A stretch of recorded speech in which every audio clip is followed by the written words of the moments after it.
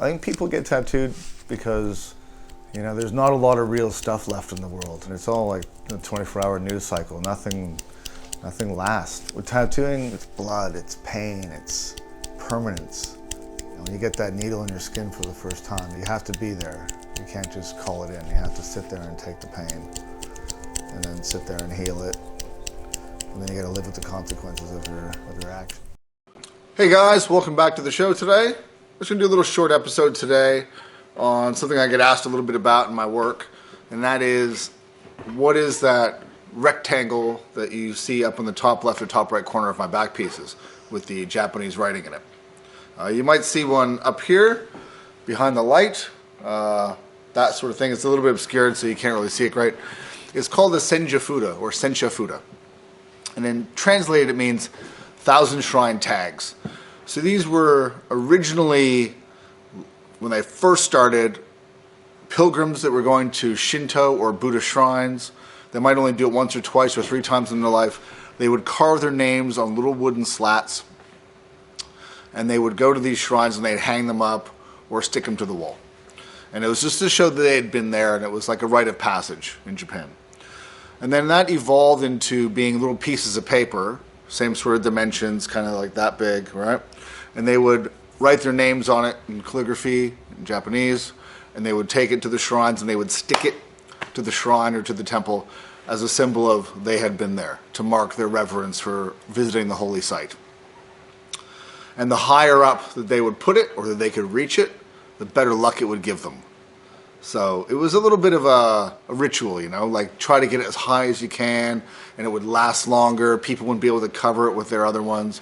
And so you go to some of these temples and you see the walls where these Senjafuda are stuck, and you see generations of them, peeled ones. Some just have the glue remaining, some are overlapping, some are super high. Maybe they stood on someone's shoulders and put them up.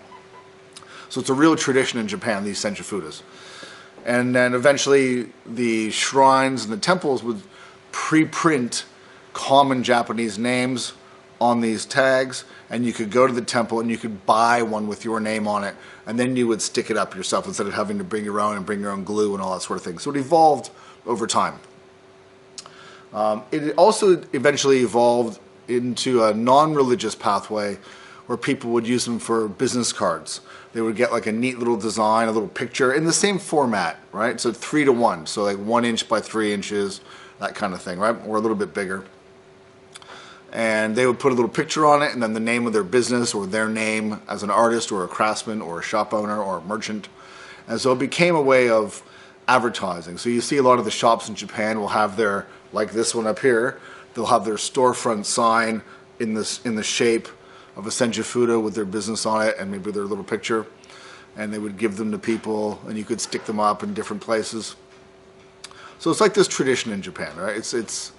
It's neat because each design you can use a little picture of a, say if you're a restaurant, you might use a couple of little fish and a fork and then have the name of the restaurant. So there's a lot of, it's more than a business card, right? It's a very aesthetic way of getting across what you sell or what you produce or what you create.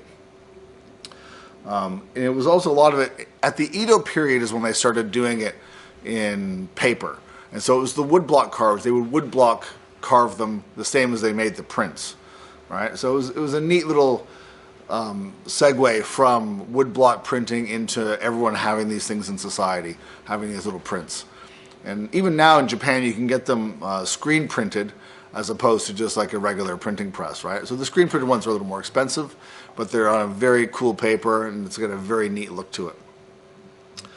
So in Japanese tattooing, as in woodblock printing, artists often sign their work. So if you look at the woodblock prints from the Edo period, like Kuniyoshi and all these guys, you'll see on the print itself a few different signatures. You might have the signature of the artist who drew it. You'll have maybe the signature of the carver who carved the wood blocks, and then maybe the signature of the printer who printed them and put them all together, because woodblock printing is a very complex process. You have to draw the art and then separate the colors and then carve each block of wood for each color, and then you have to have someone line them all up and print the piece of paper maybe 4 or 5 times depending on the color. So just the printing itself was an art unto itself. So you'd have all these different signatures on one woodblock print. In tattooing, it's a little bit different. As an artist, we tend to do it all, right? We draw it, we put it on there, we design it, we implement the tattoo, all that sort of thing. So in Japanese tattooing, you'll see on most back pieces on traditional style, you'll see this signature Senjafuda, or as we call it, a chop, up in the left or right corners. Usually high to signify good luck. But sometimes, depending on the composition, you might need to lower it or put it somewhere else where it doesn't obscure the main parts of the design. In my work, it depends on how complex the area is where I'm putting it, whether I make it really fancy or whether I make it just simple colors just so it stands out bold in a very busy or complex area. I used to use a chop with just my name, just Kian, translated into Japanese with tattoo artist or tattoo, before I got my Horisumi name.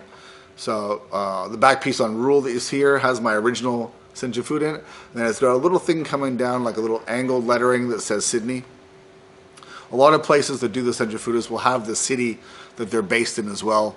Because in Japan, like in tattooing, you might have 4 or 5 different tattooers working under the same name, like Horihide or Horiken. And so to stop there being confusion as to who's who, they'll put the name of where they work or where they're from as a prefix, right? So you might have Gifu Horihide or, Tokyo Horishin. It just depends, right?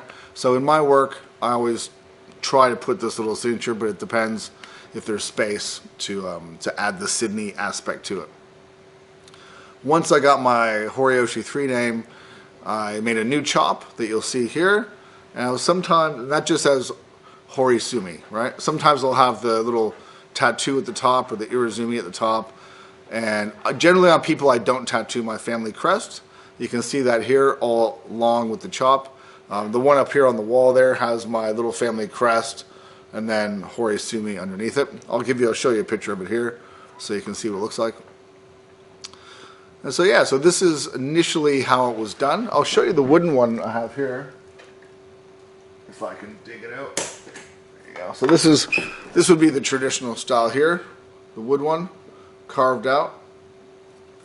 So when you go to a lot of traditional Japanese tattoo master studios, you'll see these wooden carvings all along on the wall or on a board, and these signify people that have had bodysuits done at this particular dojo.